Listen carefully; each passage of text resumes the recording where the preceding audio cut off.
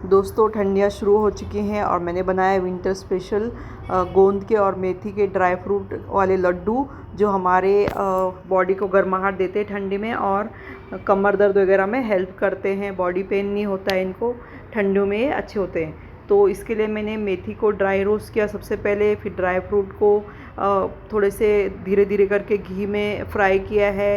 ये नारियल को भी फ्राई किया है तो और मेथी को रूम टेम्परेचर पे आने के बाद उसको मिक्सर में बारीक उसका पाउडर बना लेना है। ड्राई फ्रूट को भी उसी तरह पीस लेना है, उसका पाउडर बनाना है। मैंने तिल भी डाला है उसमें, तिल भी अच्छे होते बॉडी के लिए, ठंडियों में कैल्शियम भी होता है उसमें। फिर हमने मेथी के पाउडर को रूम टेम्परेचर वाले दूध में भिगो देना है।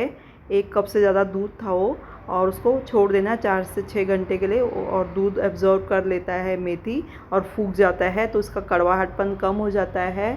और मैंने वाटरमेलन सीड वगैरह सब डाले हैं उसमें, पम्पकिन सीड्स जो भी सीड्स होते हैं ना हमारे पास वो डाल लिए मैंने, मगज़ बोलते जिसको वो, और अलसी भी डाला है।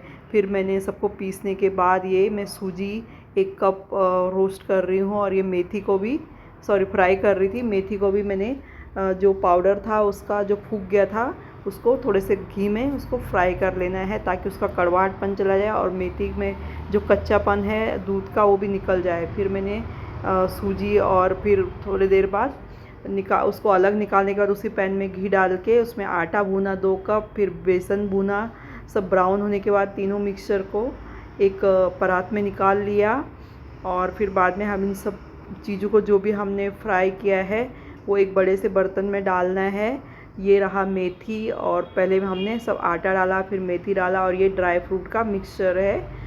और उसके बाद हमको इसको मिक्स करना है। तो मेरे पास जो बर्तन था पतीला वो छोटा हो गया था और मिक्सचर ज़्यादा हो गया था, तो वो मिल नहीं रहा था बराबर, मतलब मिक्स नहीं हो पा रहा था। तो मैंने उसको 2 बर्तन में शिफ्ट किया है और तब जाके वो अच्छे से मिक्स हुआ। आधा आधा किया है मैंने 2 बर्तनों में। तो मैं सोची अभी कौन दूसरा बर्तन ढूंढे, बड़ा वाला ऊपर रखा होगा किधर, जो डेली यूज़ वाले बर्तन थे वही यूज़ किए। फिर उसी कढ़ाई में मैंने थोड़ा सा घी लिया और 750 ग्राम या फिर 800 के लगभग मैंने जो गुड़ को ग्रेट कर लिया था उसको इसमें से मतलब घी में डाल के उसका हमें चाशनी जैसा बनाना है। उसको मेल्ट करना है अच्छे से, उसके एक भी लम्स नहीं होने चाहिए, और तब जाके हमें उसको इस मिक्सचर में मिलाना है। ड्राई फ्रूट और आटे का जो मिक्सचर है हमारा भुना हुआ उसमें डालना। तो ये देखिए उसकी गुठलियाँ धीरे धीरे गायब हो रही हैं।